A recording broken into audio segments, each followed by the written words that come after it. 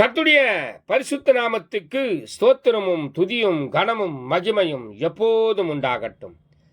இந்த நல்ல 8ஆம் மாதம் 28ஆம் தேதியை காண செய்த தேவாதி தேவனுக்கு கொடான கோடி ஸ்தோத்திரம். கர்த்தரின் மகிமை ஆத்துமா ஆதாயம் சுவிசேஷ ஊழியத்தின் சார்பாக இன்றைய நாளுக்கான சில நிமிட தேவ செய்தியை கேளுங்கள். இனி காலம் செல்லாது என் ஆண்டவராய் இயேசு கிறிஸ்து வரப்போகிறார். ஆயத்தமாயிருங்கள். அநேகரை ஆயத்தப்படுத்தி ஆண்டவர் பக்கமாய் திருப்புங்கள். பக்கத்துணையாய் கர்த்தர் எப்போதும் உங்களோடு கூடவே இருப்பார். விசேஷமாக நீதிமொழிகள் 3ஆம் அதிகாரம் 6ஆம் வசனம் சொல்லுகிறது, உன் வழிகளெல்லாம் அவரை நினைத்துக்கொள், அப்பொழுது அவர் உன் பாதைகளை செவைப்படுத்துவார் என்று சொல்லி. கர்த்தரை நினைத்து கொள்ளுங்கள். போகிற பாதையெல்லாம் கர்த்தர் செவைப்படுத்துவார்.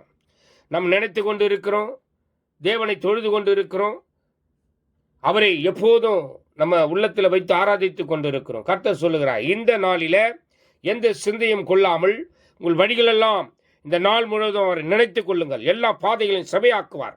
பிரச்சனை மாற்றுவார். போராட்டத்தை மாற்றுவார். உன் கண்ணீரை துடைப்பார். பாதைகளை செவைப்படுத்துகிற கர்த்தர் உங்களோடு கூட இருப்பார்.